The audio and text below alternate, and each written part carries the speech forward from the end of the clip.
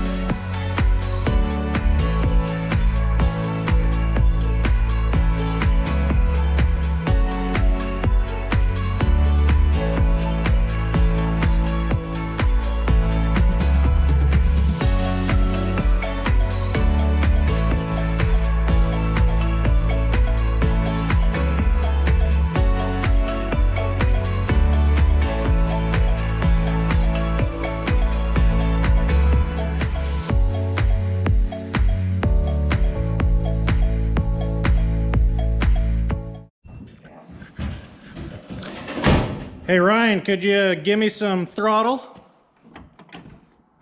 Oh yeah, look at that. We have a working throttle system. We just kind of cut up that piece we had from the old clutch system and pretty much just chopped it off right here, bolted it down, and then this lever is the part that was over on this side. We just cut it off and welded it at a 90-degree angle right there. And then made this linkage to connect the two and bolted right on. Everything worked and seems to work well. Throttle done. Next step, clutch. That's going to be some thinking. There's got to go through there and figure out the linkage, and I don't know, it's going to be a lot of thinking. But I thought the throttle was going to be complicated, but we knocked it out in one night, so I don't know, we'll see how the clutch is. I just noticed that our speedometer in here only goes to 80 miles an hour, so we're going to have to go at least twice that much. Oh yeah. 160 for sure. Oh yeah. I can already feel it right now. Oh, oh. Yeah, 160 for sure. Yeah, guys, it's getting real. Cool seeing all the systems come together. We'll have to throw some Jake brakes on it too. We all just go down the road.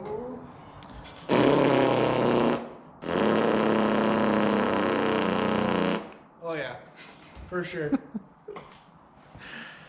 Well, guys, I think we're gonna call it a night. We'll hit the clutch another day and keep on going.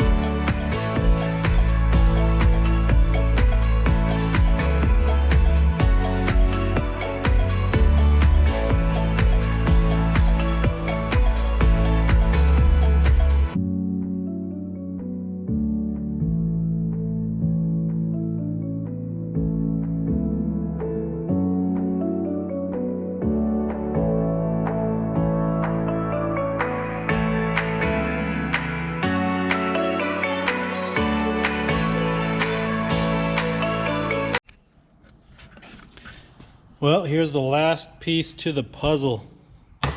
This is the linkage that goes from the clutch fork shaft coming out of the transmission, if that's what you call it, and connects to the lever system of the clutch pedal. So this is really the last piece, and we can put it in and see if it'll work. Well, we have the clutch hooked up. As you can see here, this goes up to the pedal, drops down to this lever, then it is attached to this over here, which has the linkage that goes back to the transmission. So we have no idea if it'll work. This is kind of the moment of truth, so guess let's test it.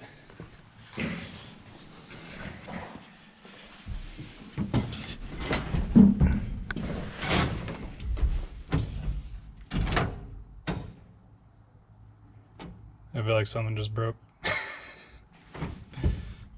Probably that, I'm sure, that piece up top. Well, false alarm. So what happened was we had this tacked on to the clutch pedal just for measuring purposes, and we didn't weld it before.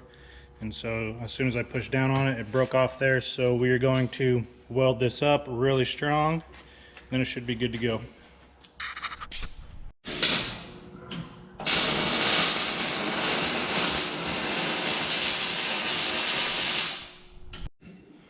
Well, we welded that spot back up, and we're going to try it again.